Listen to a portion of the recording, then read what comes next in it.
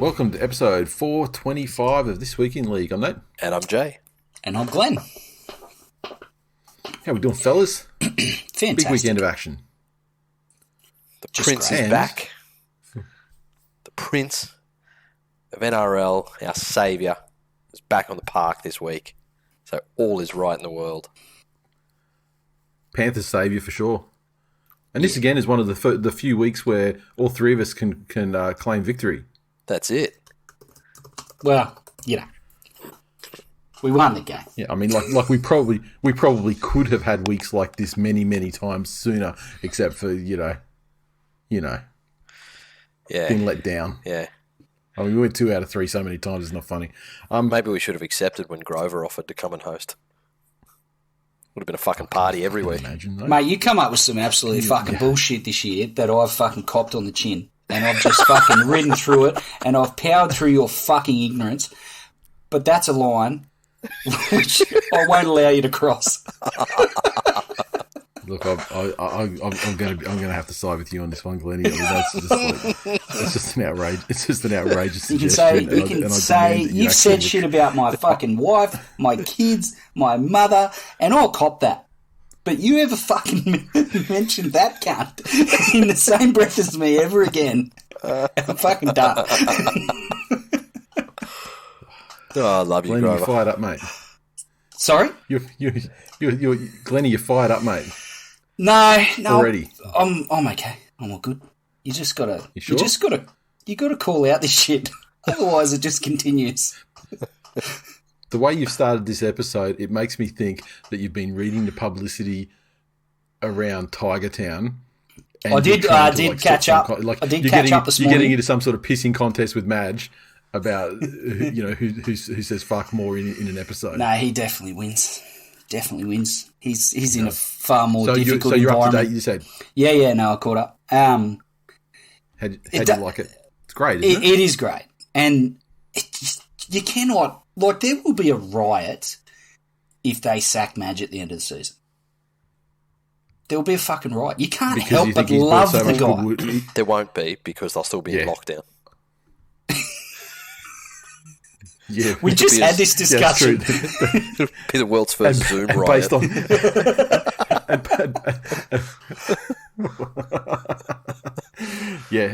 but you're right. I mean, the episode does make him seem to be like a great guy. And I mean, I don't think that's careful editing. I think that's who he is. He's probably getting the hero. He's probably getting the hero edited a little bit. Like he is the main character of the show. This is what I don't understand about Tiger Town, though. Like the last Dance was as much for children of the 90s in general as it was for basketball fans, and brought them, to that event. There's a Formula One series on Netflix at the moment that I hadn't even seen. That is apparently this massive fucking craze. Like my sister had never watched a live sporting event in her life. She's now sitting down by herself to watch Formula One. Jackson started watching that series. He's enjoying it as well. Yeah. And so these things, they're bringing people to the sport. What's Tiger Town doing? Is it designed to bring... Tiger Town is backstage. No, it's not. It's Tiger Town is like backstage access pass for fans of rugby league. Yeah. Okay, so you would assume that they know that fans of rugby league understand something of the culture at the West Tigers. Is it poverty porn? As in, for every you remember Struggle Street when it was on? Yes. Yeah. There was that thing. I never actually watched it, but everyone kept mentioning it to me for some reason. Like I should have been in it. But, people sat down and watched it because it was poverty porn. Mm. Is that what Tiger Town's meant to be for league fans? Well, we have we not had the discussion about how it came into being and you've mentioned it a couple of times, yeah. Yeah, like this was like I won't bring any names into it because I don't know what I can say, but it was a journalist watched something about a soccer club in England, I think, off the top of my head, and thought, wow, this is amazing. Should do something like this and so hang on, we can't say the name because we know the person, or we've been told not to. Yeah, I can't remember how much how much I'm allowed to say with the names and things like that. But the journalist basically said this is a fucking great idea. Should do something like this for the NRL. Pitched it to the Fox on the basis of let's do the Tigers because there are these possible storylines. There's always like they haven't made the finals for so long, so there's all that sort of stuff. So the end outcomes of this show, there's a number of possible storylines. They could make the finals. It could be like, they could finish ninth again. The coach could get sacked at the end of the season if they don't make the finals. Like there's all these possible ways it could finish up. Okay. And so that's basically the genesis of it. And we'll have a longer chat about this off the air, and so I could share the whole story. But yeah, that's basically the genesis of the show. I feel I've heard enough of that story now that I understand. Yeah. I don't know what. Yeah, no, but what I'll do is name was. I'll connect the adds to that story. I'll connect. I'll connect the dots for you though, okay. Like where everyone fits in afterwards. Nice. Anyway, so that's on again tomorrow night, and given we're recording on Sunday night and not Monday night this week, I may set something up. Seeing how I go for time, I may set up a watch along party or something for the next episode. Maybe we won't be doing it live, but I'm happy to watch it and chat to folks while we're doing it tomorrow.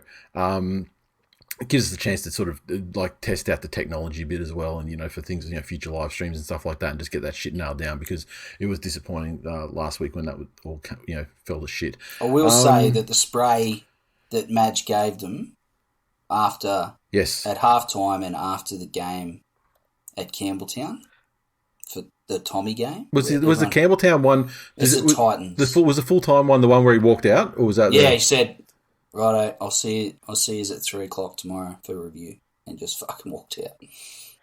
Just walked out, yeah. It was great. But the spray at halftime was the good thing is, brilliant. Yeah, and well deserved. It was. Oh yeah, absolutely, and I mean, there's going to be more of those sprays too. But with that second episode, the only thing I felt cheated on was the Manly game. They just put the tries over like to dramatic classical music. Yeah, and didn't give me any. Because they haven't really done that. They haven't really done that for any other game. I don't know why they did it for that one. I reckon Madge probably killed Simon Dwyer. Maybe. And they didn't want to put it on camera. Maybe. And also, it was just like a bloodbath. For all the bullshit that's been said about how Madge left the Rabbitohs and how the playing group revolted against him and all the rest of it, there's a hell of a lot of lingering respect for him from people like Adam Reynolds and the trainers. Yeah, that was John good, Sutton. wasn't it? Yeah, yep. I thought that was even the fucking mascot. And Reggie, yeah. Yeah. Yep. So, and the beautiful thing about Tiger Town is obviously these games have happened, so we know where the games were up to at the end of last episode, and so we got a fair idea of at least, the first couple of games that are going to feature in the next one, and so you can kind of go back and look at the draw and see what happened, and you can get a feel for how bloody the next episode is going to be. And I haven't looked up the next one yet, but yeah, I'm looking forward to it tomorrow night. Anyway, on to the matter at hand. The recaps for what round was it? 22? 22. Yeah. Richie round. Thursday night. The Melbourne Storm 26 defeat the Canberra Raiders 16 at Sunshine Coast Stadium. The Storm had tries to Brandon Smith, Dean Eremaya, Chris Lewis, Nico Hines, 3 conversions. 3 penalty goals to Pappy, 1 to Nico Hines, defeating the Raiders 16, a hat-trick to Bailey Simonson, with Sam Williams getting 2 conversions. I think the Raiders played like they were trying to scrape back some credibility against high-level opposition. They were certainly very much up for the contest, although some errors and some fucking brain explosions probably cost them any real chance of winning the game. Melbourne's ability to repel opponents when... I don't know that Melbourne were at their absolute best, but their opponents were definitely up for the contest, and they hang in as well as... Like, Melbourne just ride things out and hang in games when, they might be, short on field position or possession, and just hang on and wait for the tide to turn. It's impressive to watch, and, we talk about their systems and all the rest of it, but there's just the level of resilience that they have to ride it out and then wait for their turn and their opportunity and then capitalise. I guess it's why they're leading the comp, but it's impressive to watch. Yeah. I mean, I feel like they defended mostly. They defended pretty well. Yes. But they were way off. In their game in general was way below what we've come to see from them over this streak. Yeah, it certainly was. But that's the benefit of having a team that can slot, that its comfort zone is excelling at very simple no frills rugby league. And that's something that's left over from the Cooper Cronk era, when that was their greatest strength. Whenever the Melbourne Storm were in out of a game a little bit, Cronk would reset them. He'd pull them back for a couple of sets, and there would just be some very simple 1-outs, get to the kick. He would put it in the corner, and they would just defend the guts out and they'd just get back into their rhythm. And it's a fucking scary prospect that this Storm team has that as well. Because whether it was the way the Canberra Raiders came out of the blocks at them, and they did come out at them hard. Yeah. Or there was something else going on. Obviously there's some positional changes happening at the moment with players coming back and having more minutes, and then where do you put the other guys? Maybe they were just a bit off. But when they needed to, they could just slow things right down and really focus on what they do well. It's a fucking scary prospect. What do you think of the CHN tackle on Jerome Hughes? It's pretty bad. Yeah. What I will say is the level of remorse that he showed on the field and after the game. Yes. Yeah. Respect for that. Yep, that's exactly what I was going to say as well, and we can compare and contrast that to an episode that happens later on in the round as well. Yes, we can. Which had none of the respect and remorse that CHN had. I mean, like, he knew immediately what he'd done, and he was immediately like, "Oh fuck." Yeah. Yeah, and trying to do the right thing. Obviously, you can't do the right thing. There's nothing you can do at the time after that. But just his actions, you could see that what he was going through as well at the time, and then his actions following the game. Exactly. And as far as tackles go, yes, it was bad in terms of the outcome. But I think the cause of this one isn't as bad as some that we've seen. It wasn't just sticking out an arm and fucking someone. Yeah. His crime was he didn't bend down low enough. Yeah. And I'm not trying to absolve him of any guilt. They were put on fucking warning, change your technique. But all things considered, I think for an offender he's handled himself respectfully. Agreed. Yeah. Socials on that one. Aaron in the Facebook group said the two greatest words in the English language: sports bet, early payout. 3. Lachlan said CHN's moved on from taking Hymans to taking heads. Oh. Toto. Well, I mean, in that incident, let's be clear. He banged the teacher. Did he bang the teacher? Incident. So, yeah, Ockenbaugh was the one that hit the student. Let's just clear that narrative up. Well, are you clearing it up? Are you clearing it up, Nathan? Maybe the teacher was a virgin. because I'm going to guess without looking at all the three socials that we lean on for the comments for the game. I'm going to guess that wasn't the only one referring to him about fucking the schoolgirl. No, there wasn't. It's far from the. Well done, David Lee Roth. And Grover said, thanks for the opposed training session, Raiders. Just sharpening our skills before the finals. Oof. Ben said Hughes will be taking a much smaller bus to the next game. Josh said, there's your blueprint. Rough them up. Don't let them dictate terms and take it to them. Then don't have a 7 named Sam Williams. Toto said, with the minor premiership pretty much locked up, Bellamy tinkering with the rotations like a mad scientist. 2 hookers, 2 halves and 2 fullbacks on the same time. Is this the future? There you go. Hammers says, Melbourne are too good. Even when they look beatable, they're still far better than anyone else. Canberra dragged Melbourne down to their level and still got handled. That's a very apt description. That's us.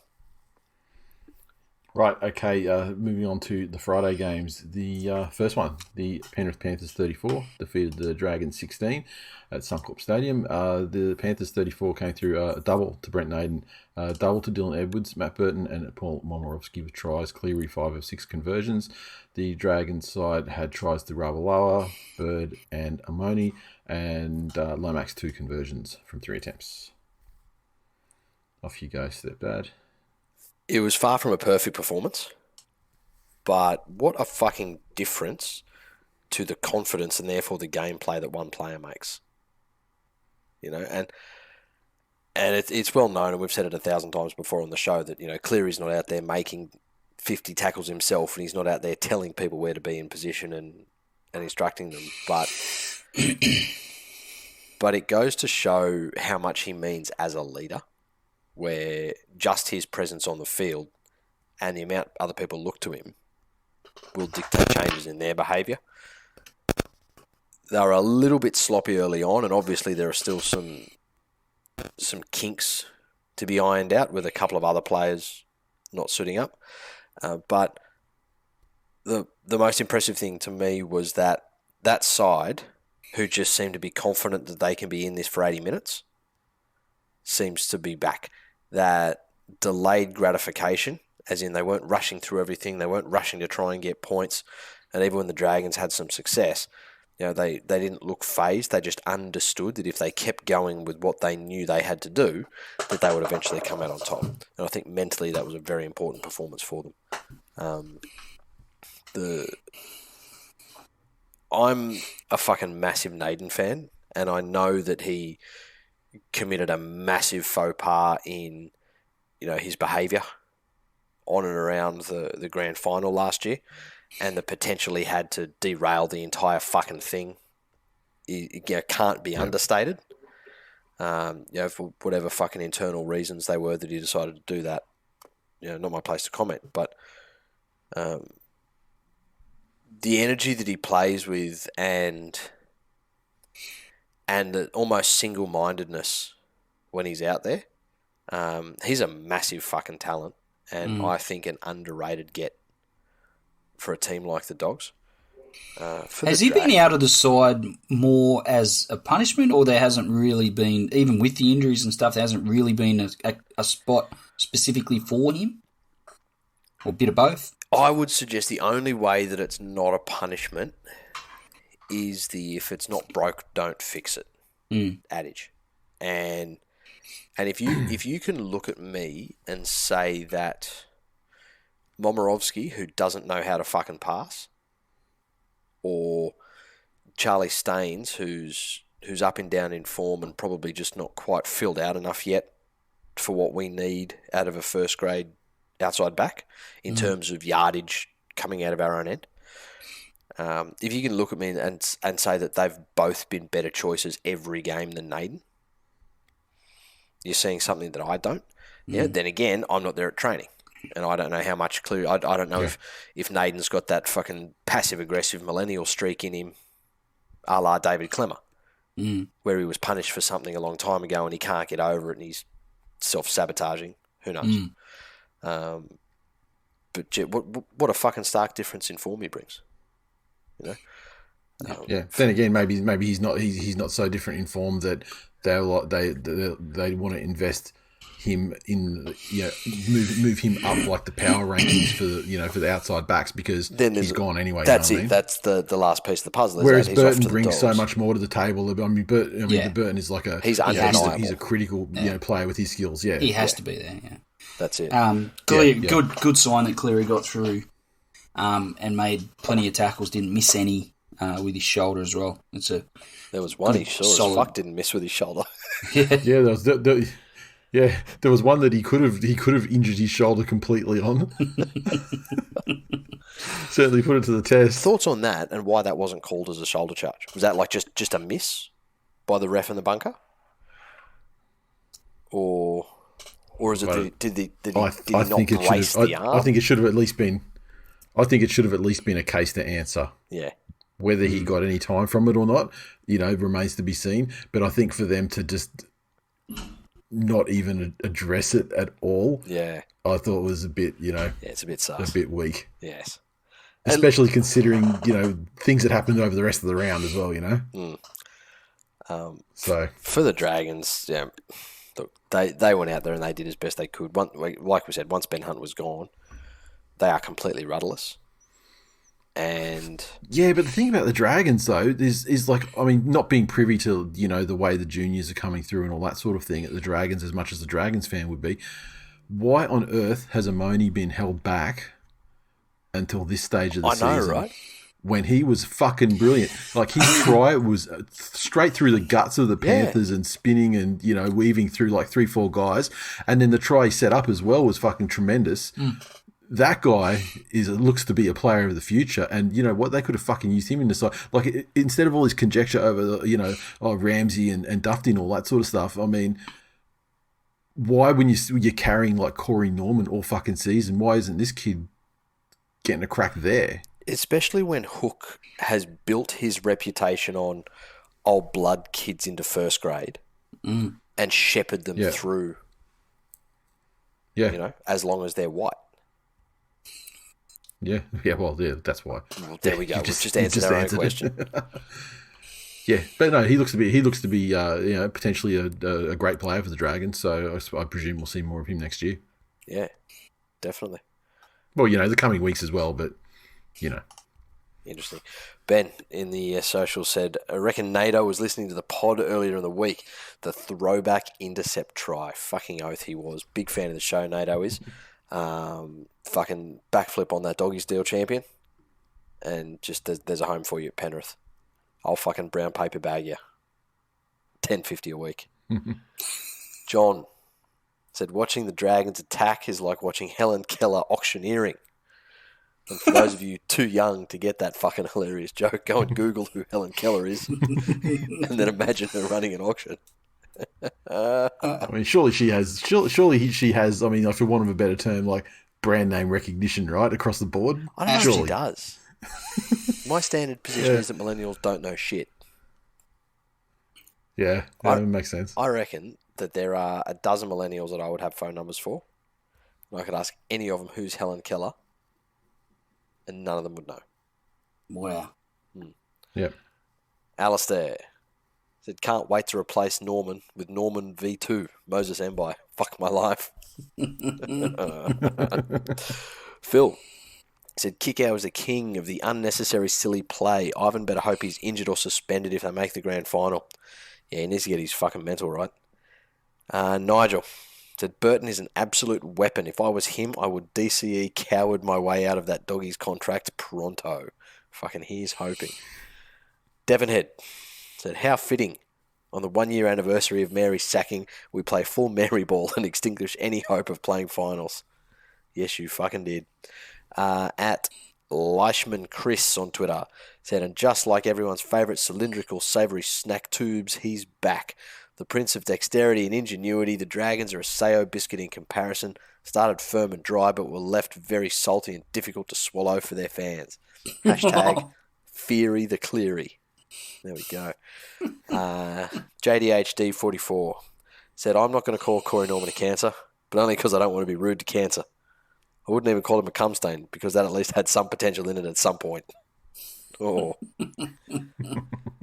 And did you see that a well-respected, by no one organisation, the Rugby League Players Association, came out in defence of Corey Norman?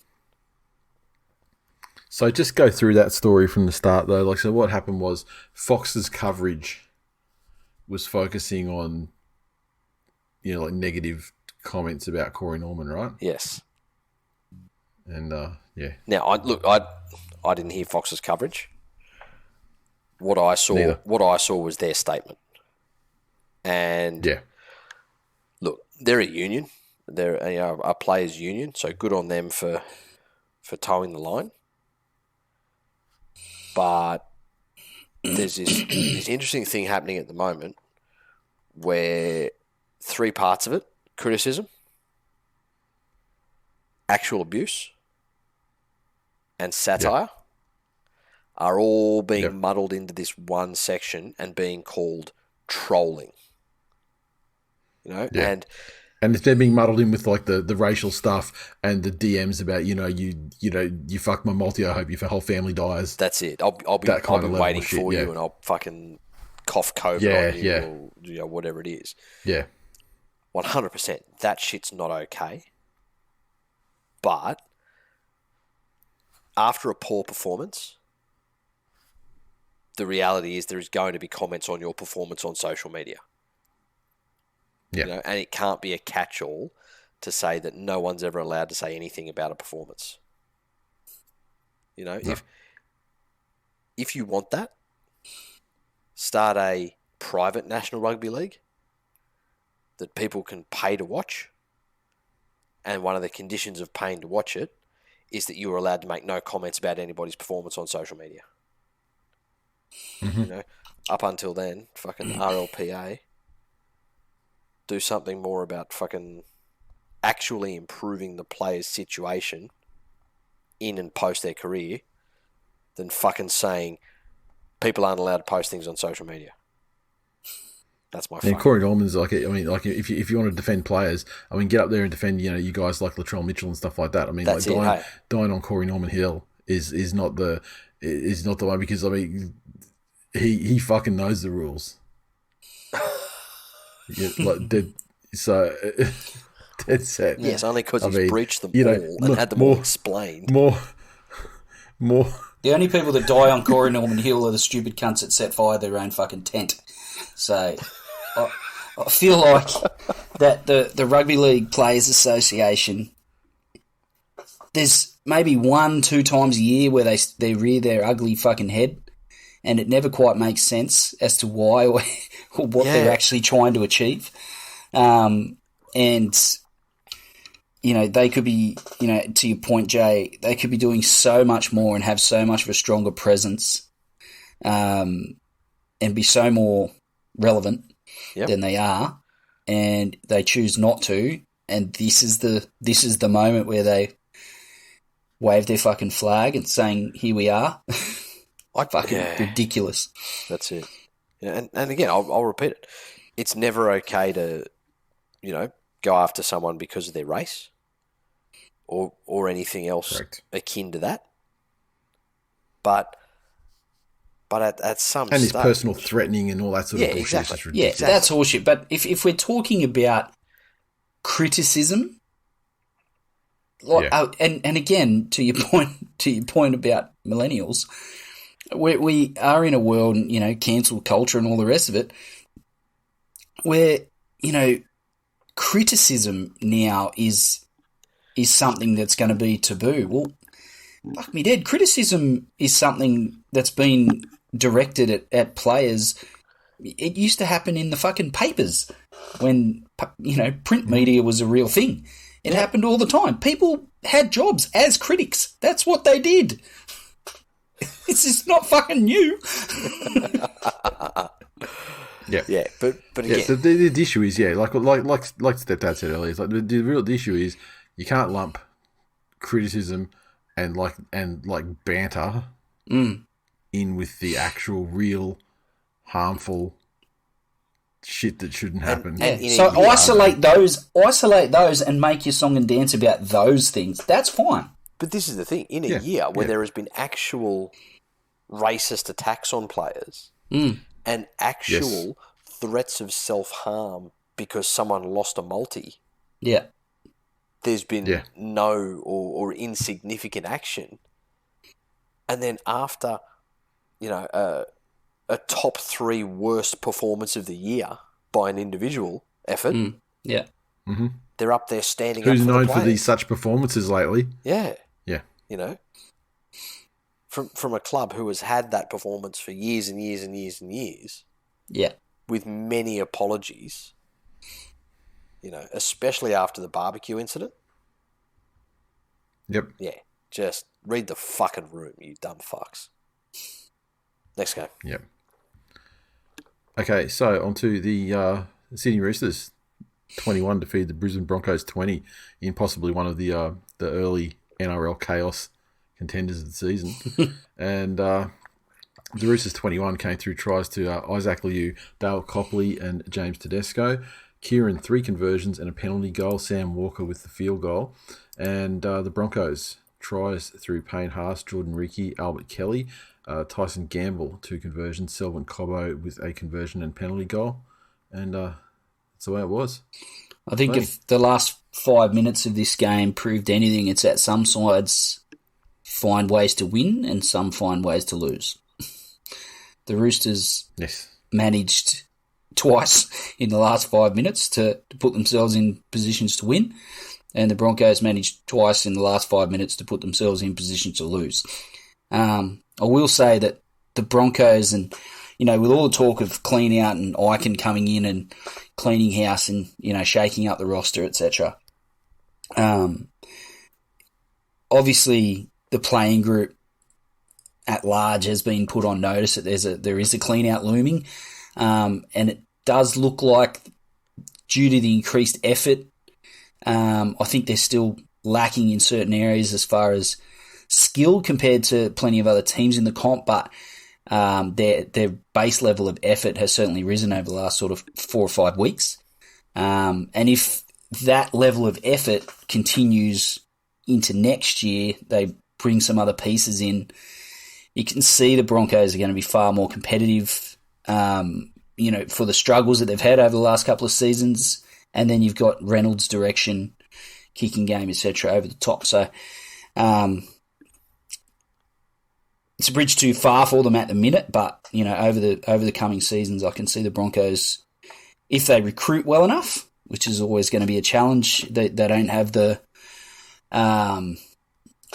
they don't have the same pulling power as they used to back in the day, where guys had come for unders. Sorry, they're now having to pay overs to get players, so that's a challenge in itself. But I think the pressure's on Ben Icon really to take what they've shown over the last month or so and whittle some of the dead wood and bring some key pieces in and make the Broncos a competitive side. And look, they started that process. I mean, obviously Adam Reynolds is a great get for them, and he's going to change things significantly.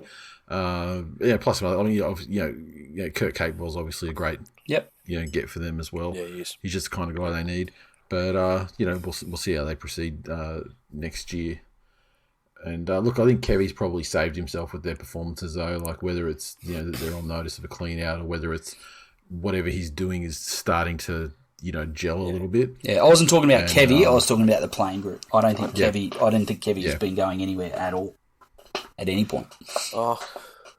Well, I mean, he's not going year one, but I mean, like, let's face it, if they got back-to-back spoons, it doesn't matter what they think about him or how long he signed on for. There's pressure, because it's like we sacked the guy and got you in, and here we are with the same fucking results. So we are a results-driven business. Results anyway. I was thinking about this a bit today. The difference in Broncos fans and Dogs fans, and I know Dogs fans have been wallowing in this area for a lot longer than Broncos fans have. But Broncos fans seem to be reasonable enough to be okay with incremental improvement in certain areas, and especially improvement in effort and attitude. Whereas Dogs players, they're fucking calling for people's heads and this, and the team's gone backwards under Barrett, and it's blah, blah, blah, blah, blah. which I think is completely wrong. But Broncos fans seem smart enough, fucking surprisingly, to look at this team and say, well, hang on, we haven't copped the amount of 50 burgers we copped last year. You know, there has been an increase in the effort that they're putting in every week. It's not like it was where they'd get out and try for 10 minutes and then as soon as a try was scored against them, they'd drop their heads and that was the game. Like you knew after 15 minutes whether it was going to be a 13 plus or not in the Broncos' losses.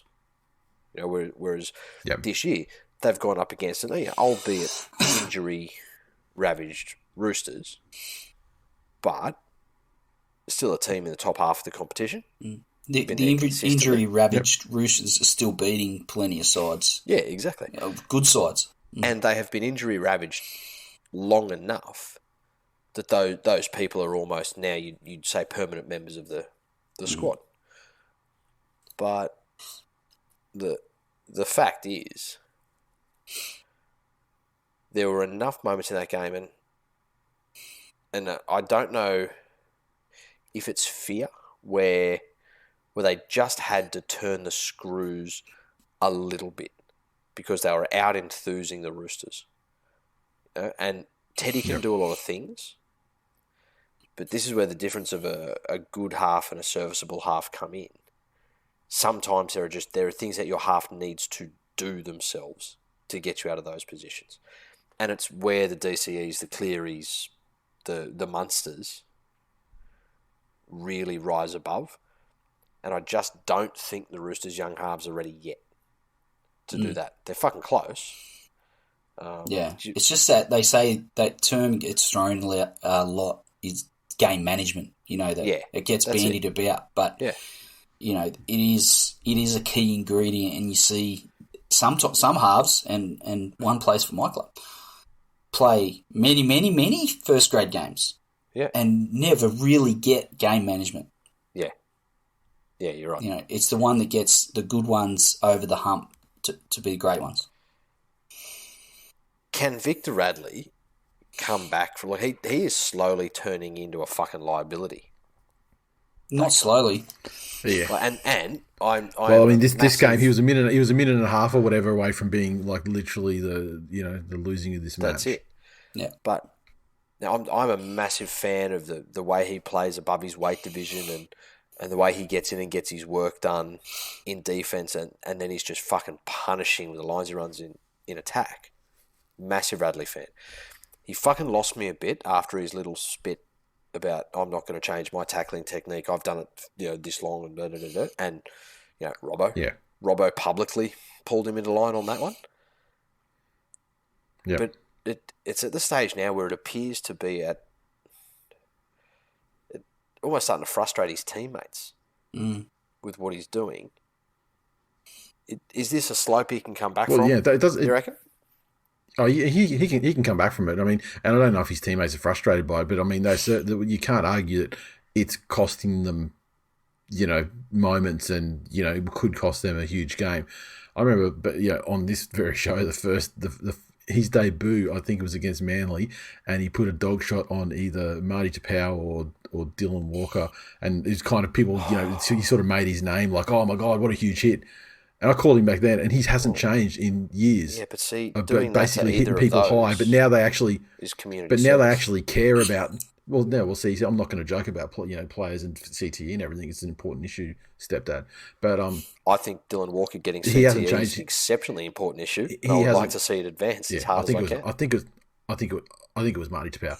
But the thing is, he hasn't changed. Like he hasn't changed then, and now the NRL actually cares about. They didn't care about shit then. I mean, things like the sort of stuff that's getting sin bin now is like just going through to the keeper and not even getting a penalty then. But now whether it's his tackling style or the fact that or his inability to change what he does naturally when the game has changed, how it adjudicates on these things, then Grubs don't change their spots. Do Grubs have spots? Victor Radley does. Jesus.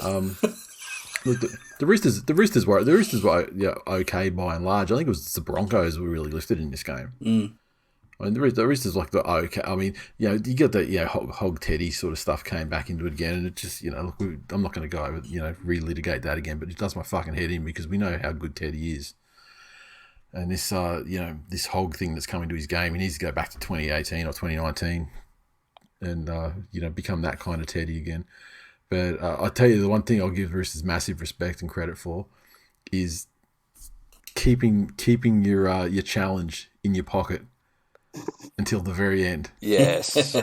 is absolute big team rugby league play within the rules, and the slightest sniff there, yep, okay, we can pull it out here, it's our last chance, and for them to then find while reviewing the footage for the challenge, finding the slightest of love tap high shots in the footage, thereby earning them a penalty that they then use to, kick the winning 2 points for the game. I mean, that's just, that's a team that's a culture of winning, smart management.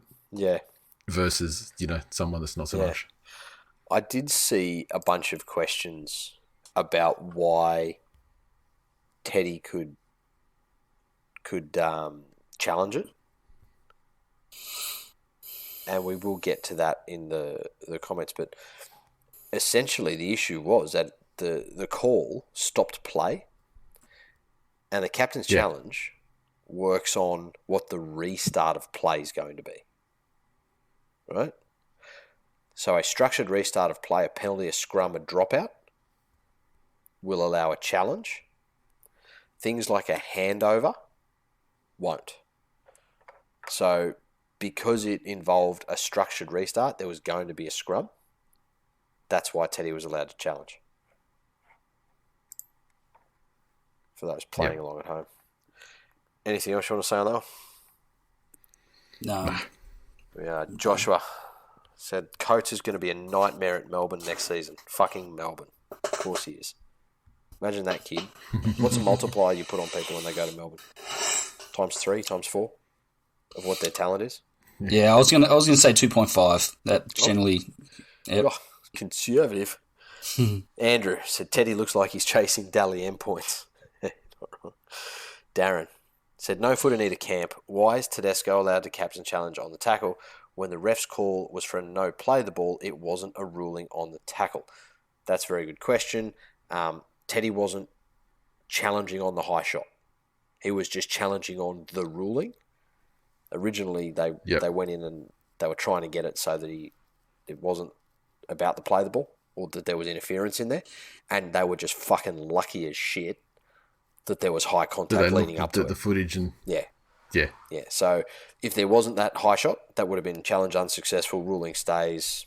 Game goes on. Broncos ball probably play out the game. Yeah, but there was contact with the head. Jason said, fucking love that we've got some steel and tenacity the last couple of games. About time. Tough game. Less 6 agains. I'm pissed and happy at the same time. Yeah, it's rough. Josh said, Teddy needs to watch 2018 highlights. He's better running off the half and 5/8, getting one-on-one with the centre. That's almost exactly what you mentioned, Nate, that he's got. Mate. Exactly. He has a textbook game plan written by fucking him as to how to be successful as him. Yeah. Go back to that. Tom said, greater effort from the Broncos. Just wish they could play to that level every week. Would hate to see a finals game decided in that way. 2 correct calls by the letter of the law, but neither of them sit right with me, which is, I reckon, about a dozen people say something similar, and that fascinates me that you can sit there and say, yes, by the letter of the law it's correct, but I don't like it, or it doesn't sit right with me. Commentators do that shit all the time. Like, how many times do you hear a commentator in a game where there's like some spectacular ball movement that goes the length of the field and they're going to score the try, except there was a little knock on somewhere in it, and they're like, and they go, just let it go. I mean, it's so spectacular. Someone does a flip. No, fuck. It's they do a flip, but they step on the sideline. It's like, okay, cool. Yeah, like well, no, that's the rules, mate. That's why they're there. Yeah, Tim said saving a challenge till the death when the game's in the balance is a big brain move. Without that challenge, that high shot gets missed. Exactly. Even with the loss, the best performance we've had this year. Milford was actually solid, and I can see him having a Benji-style role at Souths. He was much improved. And That's the last word. Nigel said, "Gotta love it when the battlers of the comp get an even break. A victory for the good guys." Yeah, fucking idiot. Actually, I blame their injury toll like solely on him. I mean, he's manifested this battlers thing. Yeah. Because he's been on that for 2 years. Yeah. So he's manifested their injury toll to make them battlers. The secret works. And wish, believe, ask, receive, believe, receive, done, done, done. Adam _ is boring on Twitter said, "As much as it hurt me as a Broncos man, I was immediately pleased for the laughs it will bring from the boys." There you go. Fuck me. You must be fucking deep in depression with your football team. On to the next one.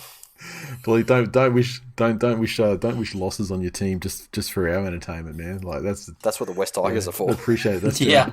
It fucking really is. I mean, and they are the fountain of youth and the never-ending fucking provider of goodness. The Rabbitohs 36 to feed the Titans 6 at Seabus. The Rabbitohs 36 came through tries to Latrell, Adam Reynolds, double to Mansour, double to Braden Burns. Reynolds 4 of 6 conversions and 2 penalty goals. The Titans 6 tries to Corey Thompson and a conversion to Toby Sexton. The Titans looked at various patches of this game like they've thrown in the towel on the year. Which is disappointing. They've still got. Do you think they have though?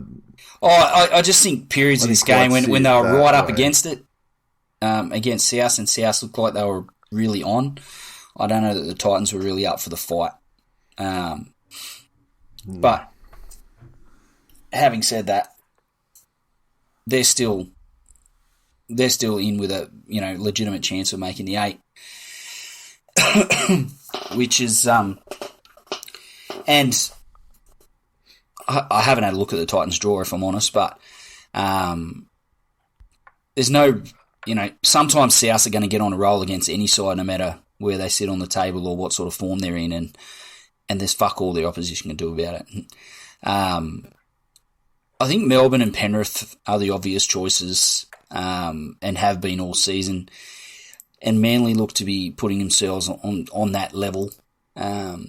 South, it seems weird to say for a team that's going to finish in the top 4, but compared to the other teams, there's other Manly, Penrith, Melbourne, South are going to maybe finish 4th, and they'll be the smoky.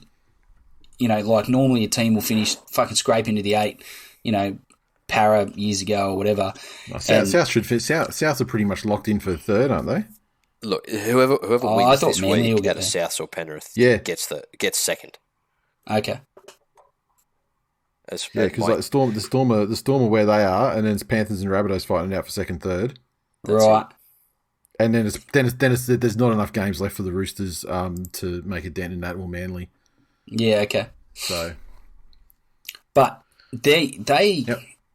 When they're on, they are fucking brilliant, and the speed that they play at through the ruck, and then Walker off the back of that, in a big game, sometimes things will go in a team's favour, such as South, and when they get that roll on, like I don't care if it's Melbourne, Penrith, whoever, that's tough to contend with for any team.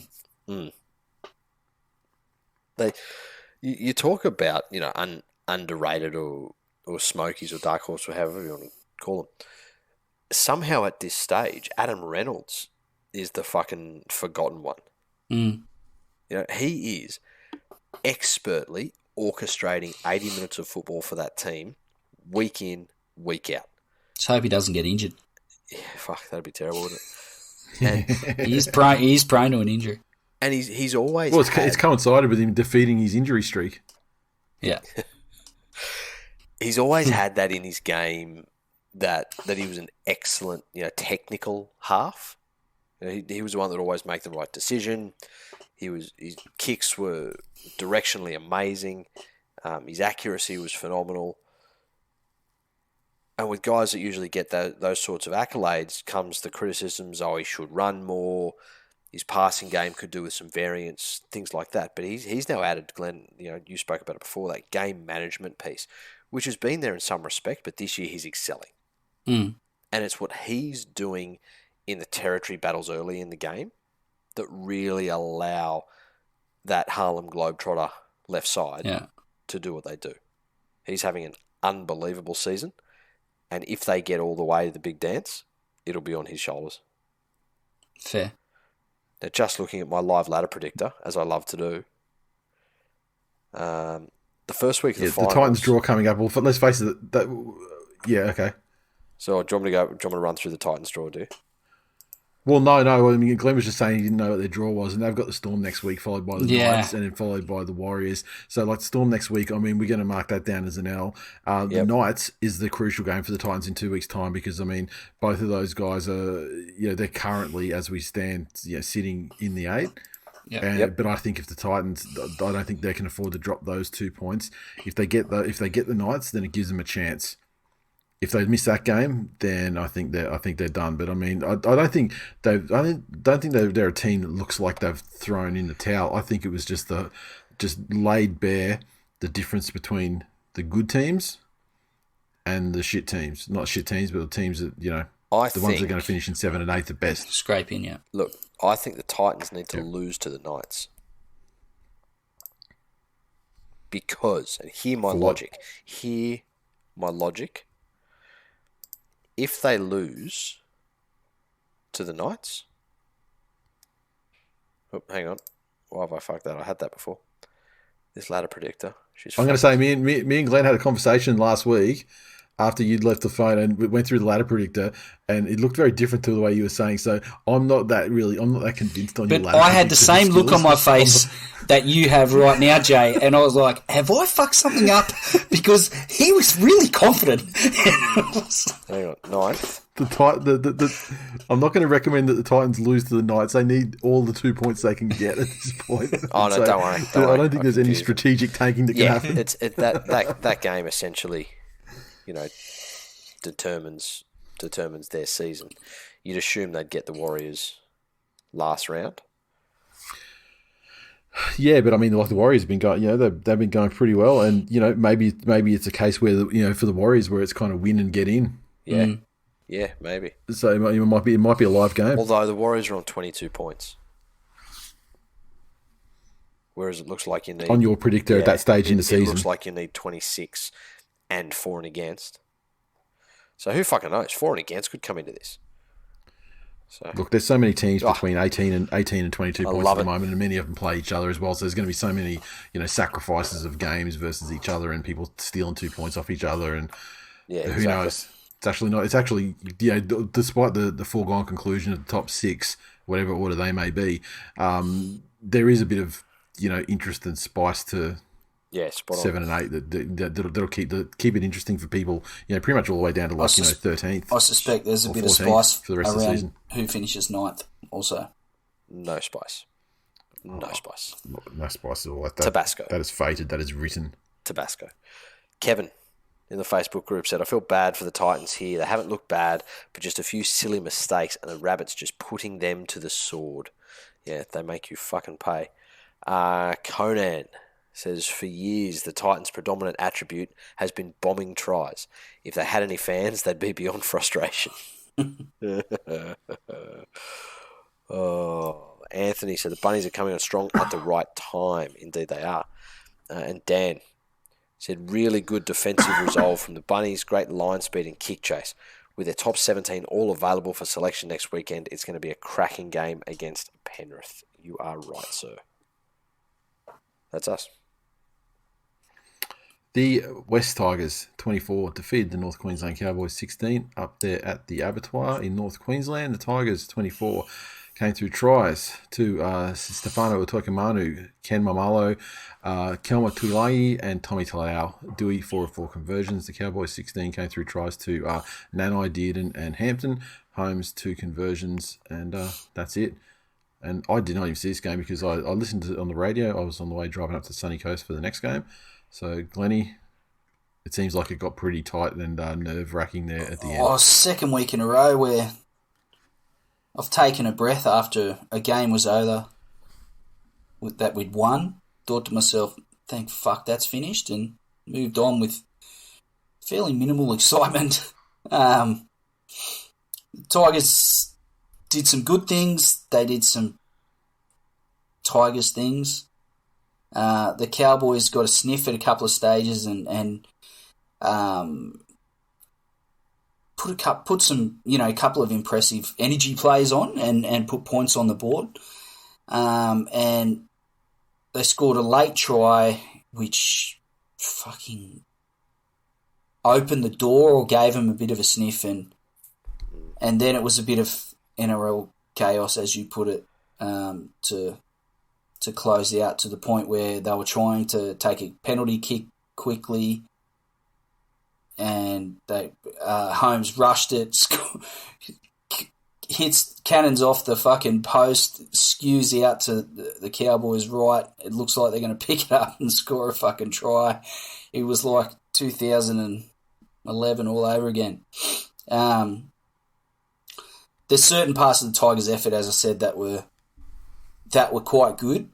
There's far too many that were poor, and they just floated in and out of the game, energy-wise, and the Cowboys weren't great, and it looked like at certain stage they were down on troops as well. Obviously, TWiL didn't play, but it's just another one. It's just, to use a cliche, just happy to get the win and fucking. But there was nothing convincing about it. There was nothing that made me think, geez, these guys are really pumped to make the 8. Well, the chances that they have of make the 8, and they're really driving hard after it, which is pretty fucking depressing.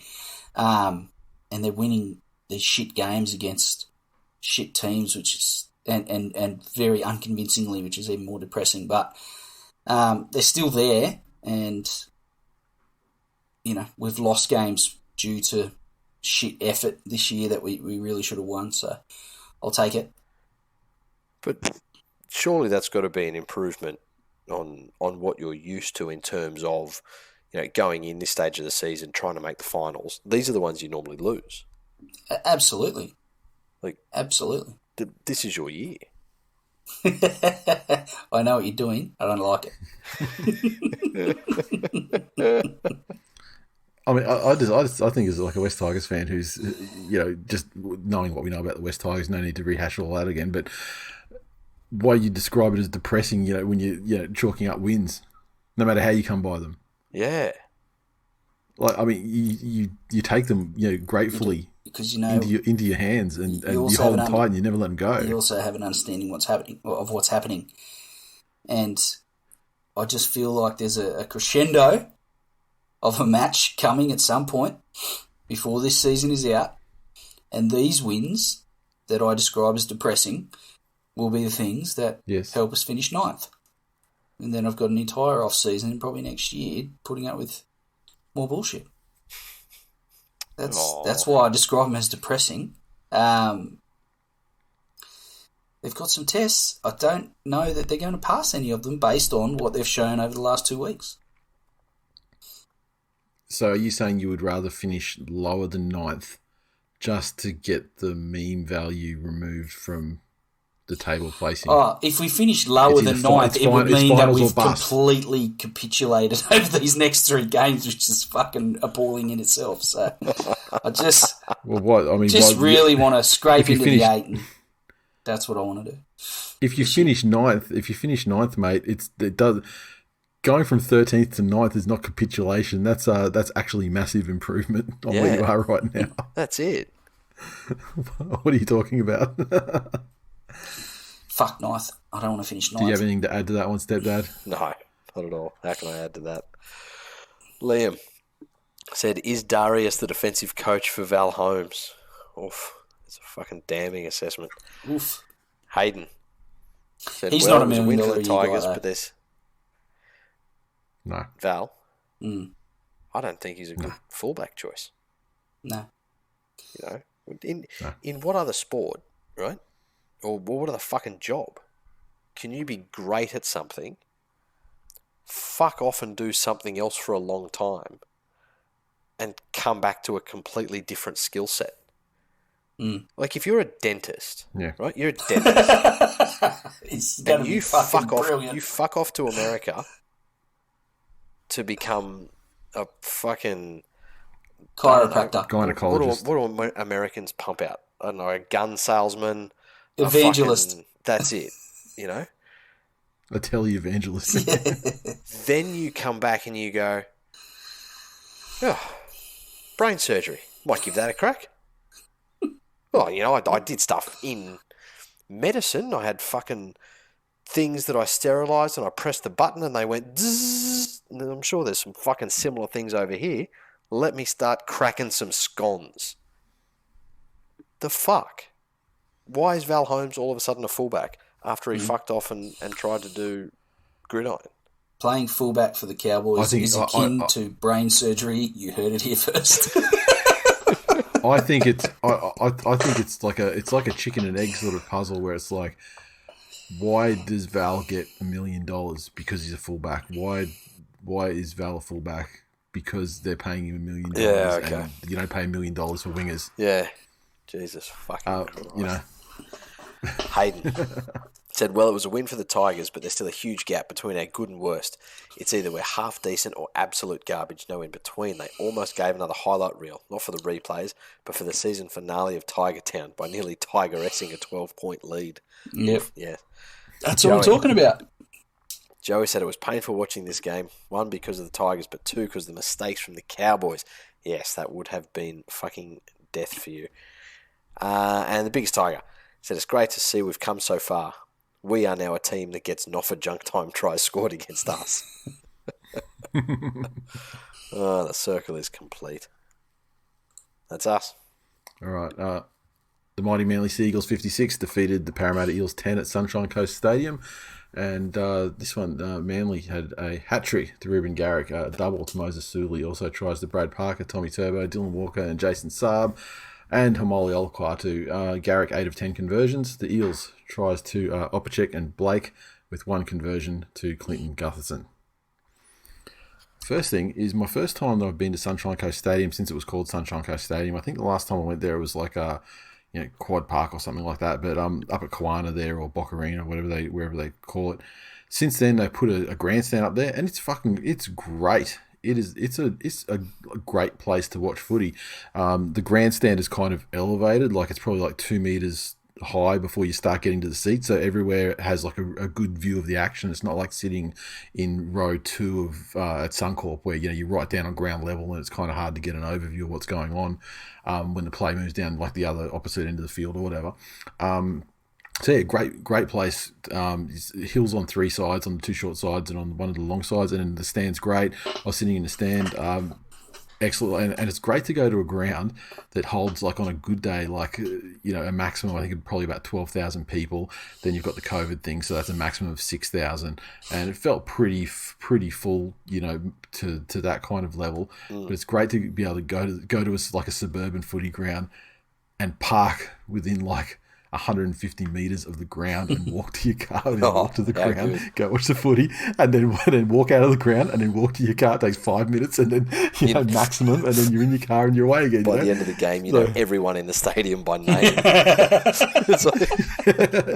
Including 13-year-old rangers.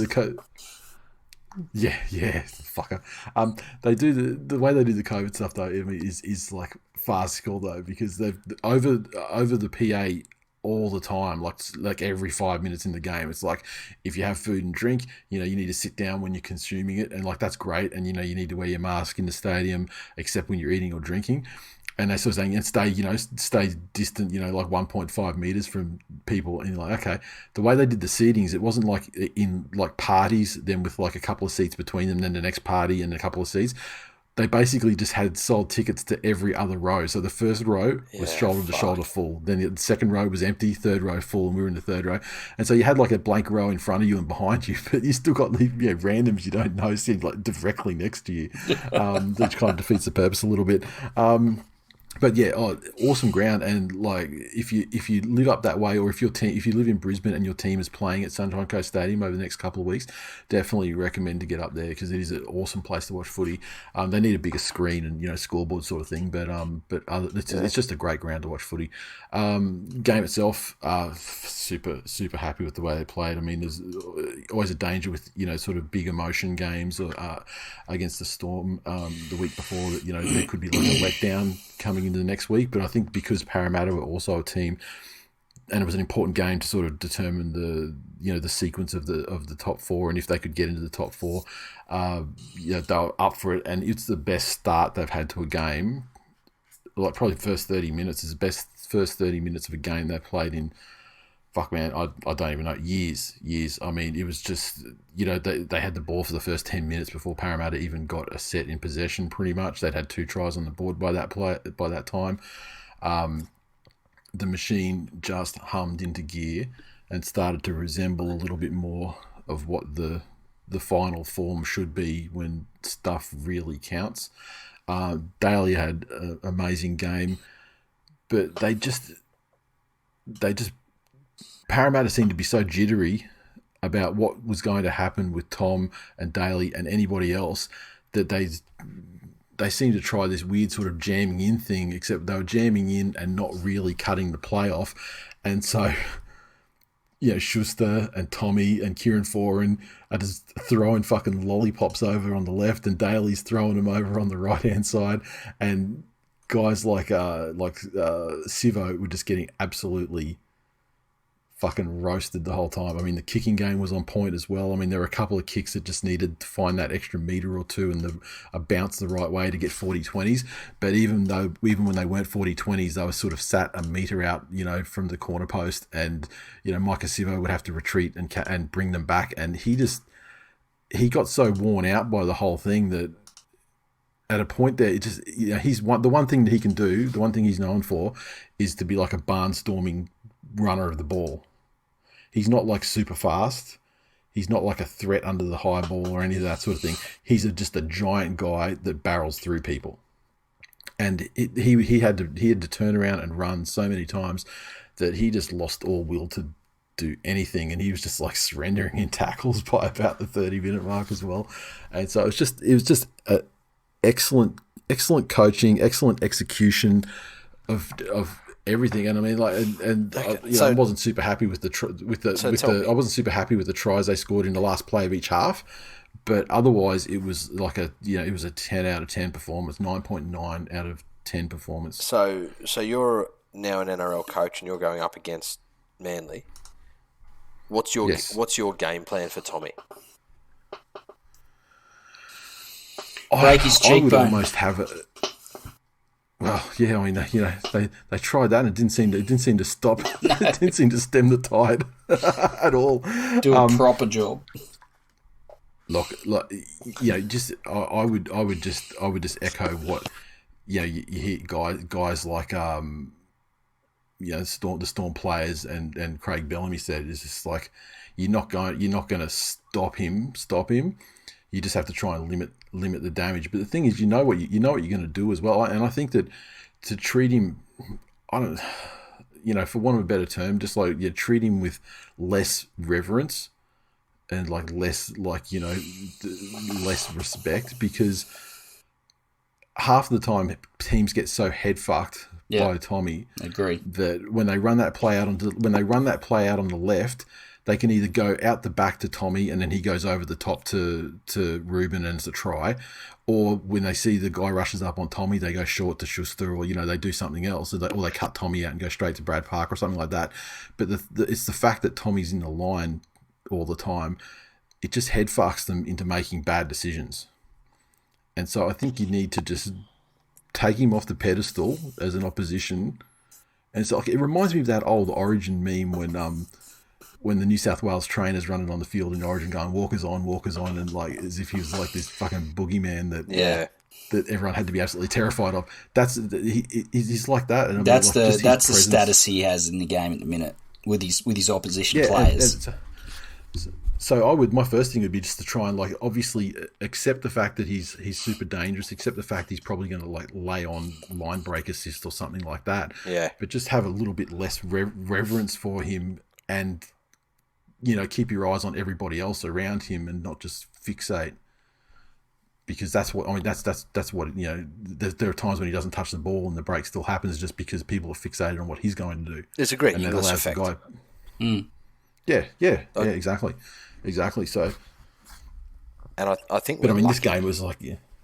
So I think we're like, because I haven't seen a player since Inglis whose very presence did to defences exactly what you've described, and now we've got two of them in the league. You got Tommy and Latrell's doing the same thing at South. So, look, as much as Penrith will be the fucking champions this year, I would like to imagine there's an alternate universe somewhere where there's a Manly Souths grand final. Because fuck. And finishes like 46-44 or something, goal kicking difference. And then that would truly be the poster child grand final result for the Volandis era, though, right? Like just massive amounts of points on either side. A close game, but massive amounts of points on either side. Because there's been four sin bins per team, so there's just no forward pack.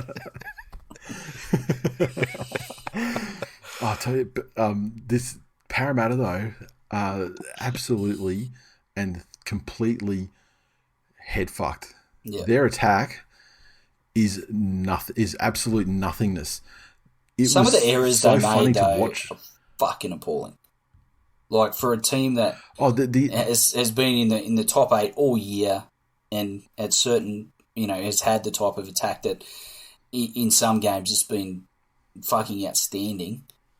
There was probably half a dozen occasions where someone dropped it from first receiver or dummy half, or it was fucking atrocious. Yeah, and it permeated like the entire, like Mitchell Moses had that drop when he was just sort of going for a kick and he just dropped the collar. And Mitchell Moses was so timid, especially in that first half. I think he had like one touch or something.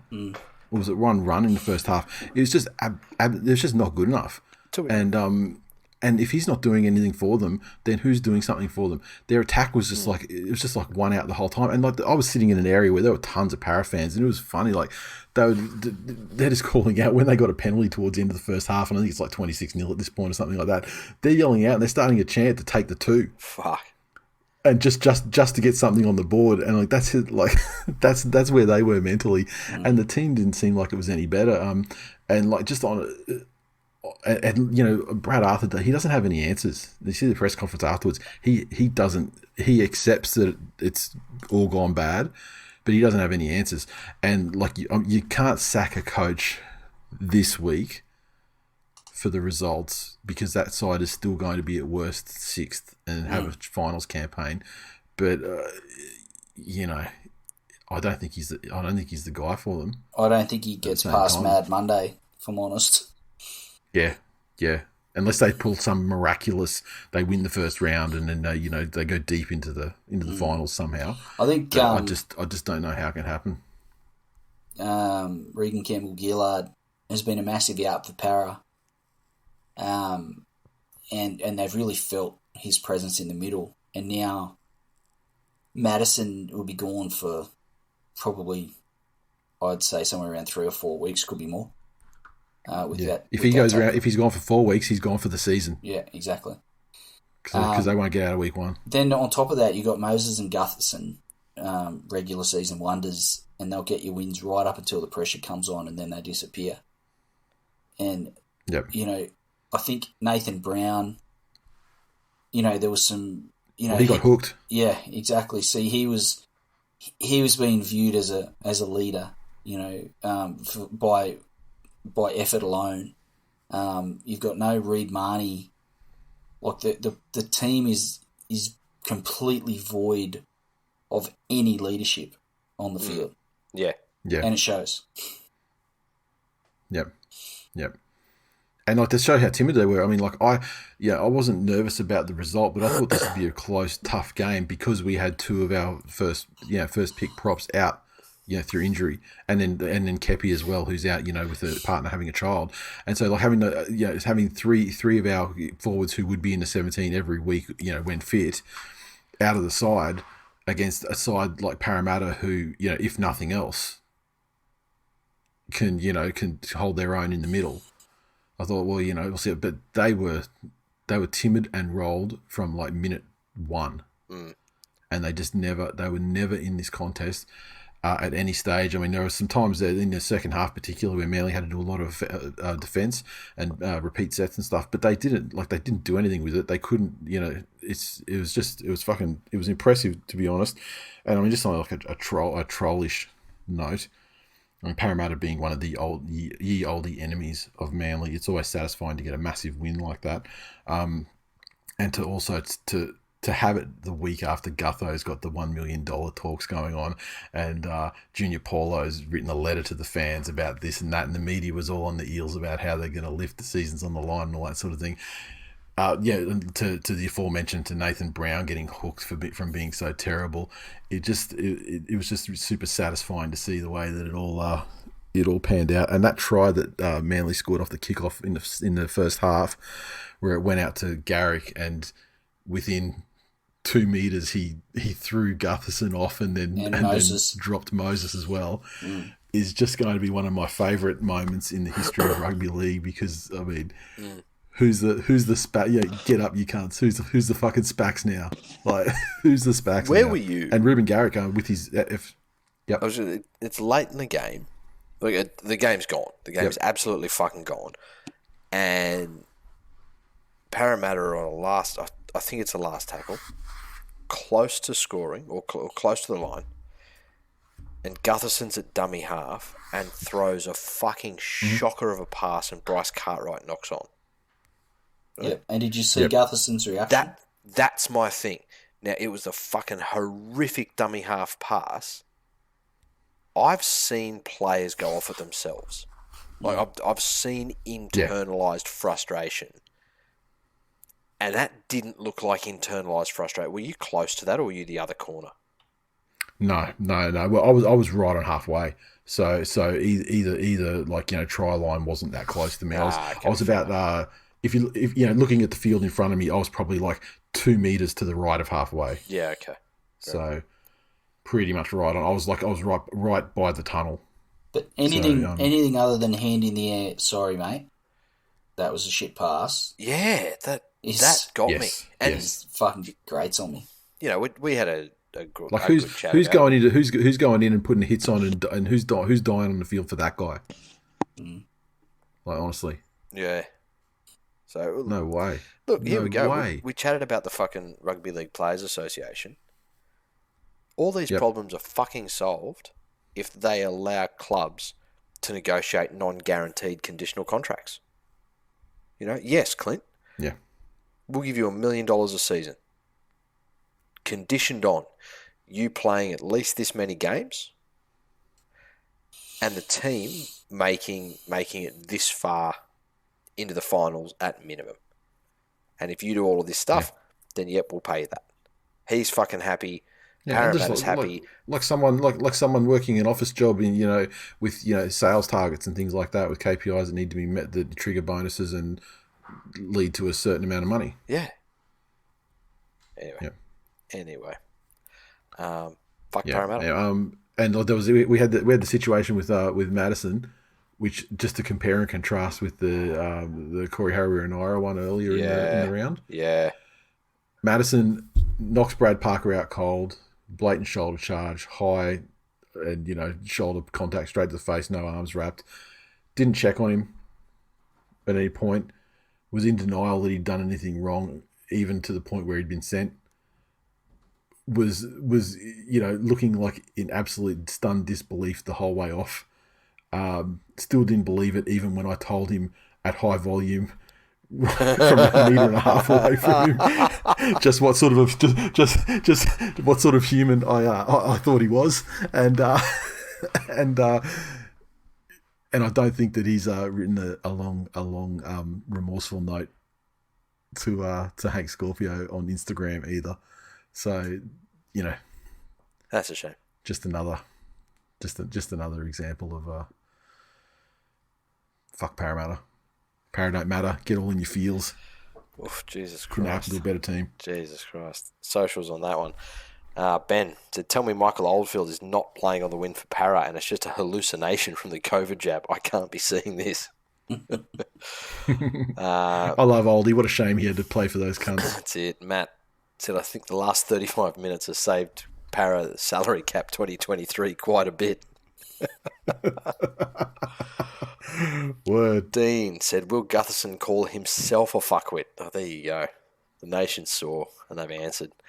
Stephen said, oh my goodness, Manly upticking more than Souths. Also, that coastal ground is likely copping some unusually salty swimmers from one happy spectator from a pretty decent podcast. So essentially, he is saying you had a wank in the ocean. Yeah. So come on. I had an 80-minute wank in row D of the fucking of the main stand, section 3. What you know about rolling down in the deep? whilst your brother was sitting next to you. Hey, you do you, man. Yeah, why not? Yeah. I got no shame in my game, Glenny. Your mileage may vary. It's called a Brady Bunch. Haven't you ever done it? Oh, wow. What a surprise you jumped in. You get bonus points if there's someone named Alice there. You fucking Jesuit, Glenn. Next. See, all this time I thought you were fucking racist with those white sheets with holes in them. It turns out that's just how you have sex. Fuck, if your eyes are good enough to see holes that I put my dick in, mate, you're in the wrong place, son.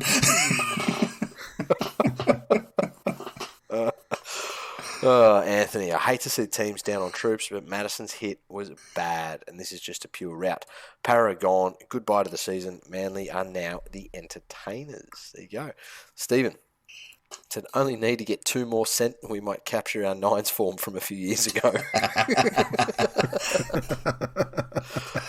Daniel said, playing with 12 men and Parra win the last 2 minutes. Suck shit, Manly, you losers. And good friend of the show, yourself. Mr. Hectic, says, as much as I hate to say it, Manly's attack is a thing of beauty. There you go. Leave it on a positive for you. And shout out to Ryan as well, who was at the ground as well and came up and said hello after the game. As we were laughing at the Parramatta Eels supporters. And yes, good times. But yeah, Sunny Coast Stadium, fucking highly recommend. I haven't checked the draw ahead for other teams, but I think they're going to be doing some more games there because they seem to be making a more active move to share the games around a bit. Like I see Rockhampton's getting one. They're sending one up to Toowoomba. They're sending which is great. And so I presume that there are going to be more Sunny Coast games. So if you're in Brisbane or Southeast Queensland and your team's playing up there, highly recommend. Especially if they fucking dump 56 on the old enemy. The Warriors 24 defeated the Doggies 10 at I'm going to call it Dolphin Stadium because these brand names are bullshit. Warriors 24 tries to Josh Curran, Reece Walsh, Jazz Tavanga, and Edward Cossey. Walsh 3 conversions and a penalty goal. The Doggies 10 came through Shoop and Lockenbaugh, Averillo 8 conversion. I have a comment on this game. Go for it. This game was fucking AIDS. Next. Yeah, it was atrocious. I will say that Reece Walsh has got a lot of headlines this year and he did some great things in this game, but Josh Curran might be the Warriors' most important player for the next couple of seasons.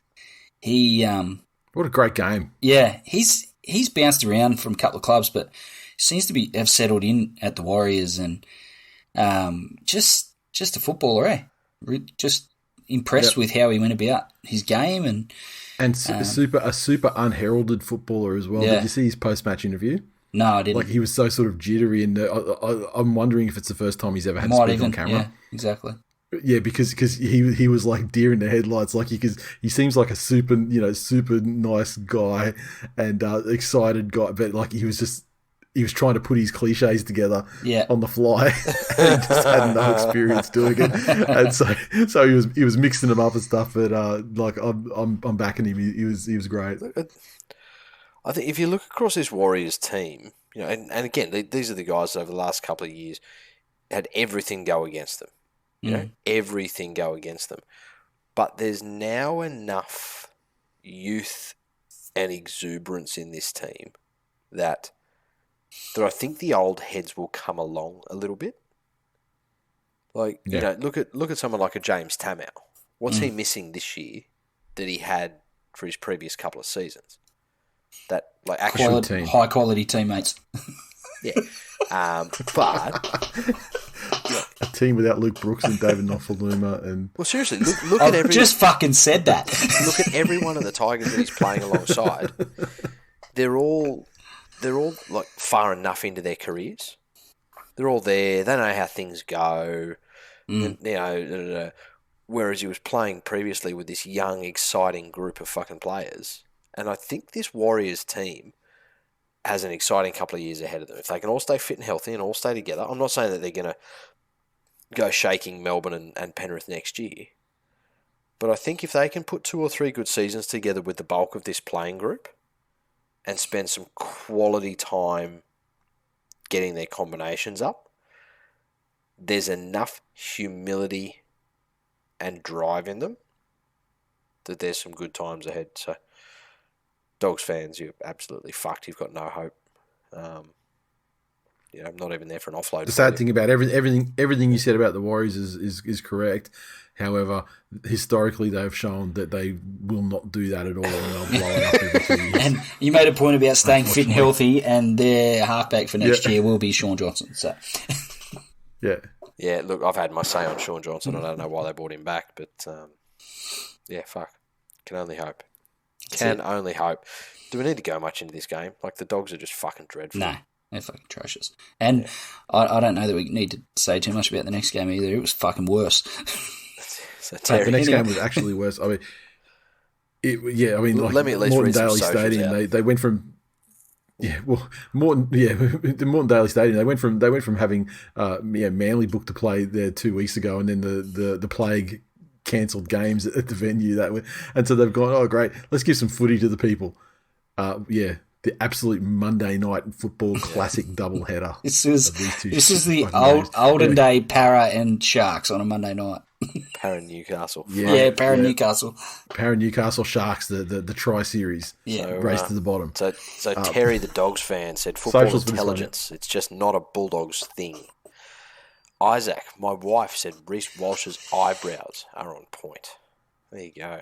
Estee Lauder sees his lashes. When he looks at the camera for the interviews, it's like he's just looking straight down into your special place. Yeah, with little sexy eyes. Yeah. I mean, he's the new Daniel Mortimer. Isn't he? Yeah. If you want to bring an old one back, isn't it? That is a blast from the past. He's a modern day Killing Me Softly, except it's not with his song. With those dreamy eyes. Jason said, another week, another below par performance. I'm certain that the players train in isolation because there's no cohesion out there. There doesn't seem to be a game plan. I'd hate to think of what the ratio of tackled in opposition 20s to tries scored is. This is not a quick fix with a couple of new signings. There is nothing here to build on. The end of the season cannot come quick enough. Fuck. Look, I get it's frustrating. I would suggest that there's been improvement in that dog side in moments, as in now.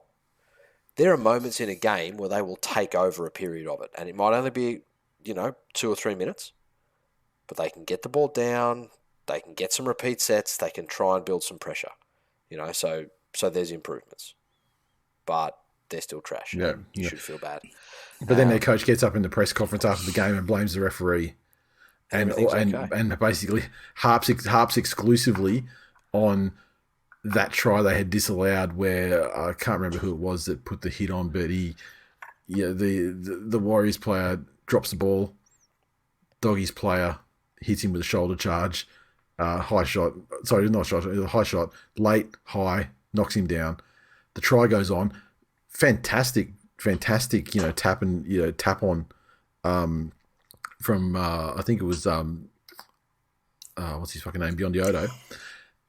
Great try, looks to be scored. Gets pulled back. Let's look at what's happened here. Try gets disallowed because there's a penalty against the Doggies because he's hit the guy, high and late. And Barrett decided in the press conference that he had seen it. He looked at it. He looked at the tape, and it was neither high nor late. And so that should have been a try. And the fact they weren't awarded that try really took away the momentum and cost them the game, and ultimately ref's fault. There you go.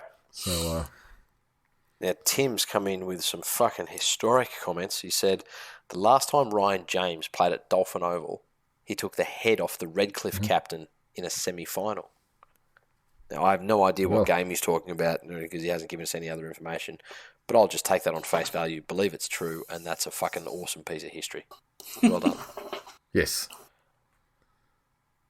And it's funny how with the Doggies, the two Canberra boys were among their best players, and actually they were kind of riling up the troops, like get around the boys kind of stuff, and you're like going, man, these guys have only been here for a couple of days. Yeah.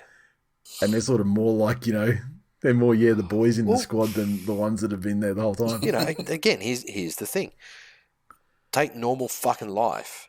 If you had another office or another location in your company you had to go and work out of for a month, or they go, hey, we need you on secondment here to go and do this, you go and shake things up. You're the new guy in town. I think it's more like if you're the type of guy that is seen to be the level of expendability that you can go and be a loaner to another side when your own team is actually challenging for a spot in the finals. Yeah, true. Then perhaps your contract prospects going forward aren't as great as you may have previously thought they were, and it might be time to impress another club with the chance of landing a job when it all goes pear-shaped. Yeah. All right, on to the next one. Okay, so... Yeah, on the next one. Okay, so the Knights 16 defeated the Sharkies 14, same venue. The Knights had tries through a double to Anari TWiL, 3 Jake Clifford penalty goals and a conversion, defeating the Sharks 14 with tries to Ramian and the Mutt, Trindle 2 conversions and a penalty goal. Another couple of sides that aren't showing any signs of wanting to make the 8. Unfortunately for the Knights and the Sharks. It appears the Knights are almost certainly, aren't they? Mm. The Knights appear to be one of the most likely out of that chasing pack. True. Unfortunately for both these sides, the Knights and the Sharks, they don't have a TV show being made about their season, so they won't have embarrassment as motivation, which is advantage Tigers. So fuck both of these teams. This game was rubbish. I want to give some credit to the Knights for the first minute of the game, where they came up with the ball, off the kickoff, and that work to put TWiL over in the corner within like the first sort of 30, 40 seconds of the game was fucking surgical. And I actually thought for a minute, wow, the Knights, when they've got, their spine kind of intact, they can put it together. They can put it on. And the next 79 and a half minutes served to dissuade me of that notion. Yeah. Neither team wanted to win this game. They did. It was just the frustration and the mistakes and the good ball situations that were just thrown away by just basic shit. It was such a frustrating thing to watch. And to the Knights, if we've got to look at something positive out of that, I'm looking at that combination between Best and TWiL. Yeah. You would fucking hope at this stage of the season. I know he had a lot of the season off, but I expect more from Mitchell Pearce. In what way? Just again to be that guy that gives them the boost when they need it. To be the guy that says, "Well, fuck, if we're doing stupid things in our handling shit, then I'm going to make sure that we're playing the game down their end of the field." I feel like the playing group would get that out of Ponga, not Pearce. Yeah, well, again, Ponga's not ending sets. No. I'm just saying the regard in which the two individuals seem to be held by their peers in that playing group. Yeah, correct. But if you're Pearce, then recognise that. There's no fucking shame in not being the hype guy that they look to, but have Ponga on side, saying, every fifth, I'm gonna need you to be down there chasing. I understand you're the fucking fullback, and it's going to mean some extra work for you, but I need you to lift, and they need to follow you. if you're not going to do it yourself. But that combination between Best and TWiL, that's got some legs. Yeah, and it's not going to win them finals games, and it's not going to really improve their position on the ladder. But Best to me is the most exciting centre prospect that I've seen in a long time, and in an often forgotten position. Yeah, he's doing exactly what a good centre needs to do. He's come in, he's fast, he's strong, he's got good footwork, and he understands that fucking moment where he's got him in two minds. Mm. And he understands that game of, if I can make these cunts try and second guess themselves and think what I'm going to do, and he's got the skills to put his winger in as well, that's a fucking combination for the future. That's what I feel like Ponga creating space and then giving Best room to create either for himself or, as you say, to put TWiL over, like to create opportunities for TWiL. I think that's a well that the Knights in games can keep going to, and it's going to bear fruit. Yeah, consistently as they build that combination. So yeah, completely agree with what you're saying. Mm. You want to add anything to this one, Nate? No. I tell you, I was lovely. I was well into the cans. by the time we got to this game, and they made it slightly more bearable. How good. Greg said, being a Sharks fan playing the Knights is like going to the pub and telling your mates the next day you picked up a 10, took her home and fucked her brains out. But she was a 3, and she rejected you.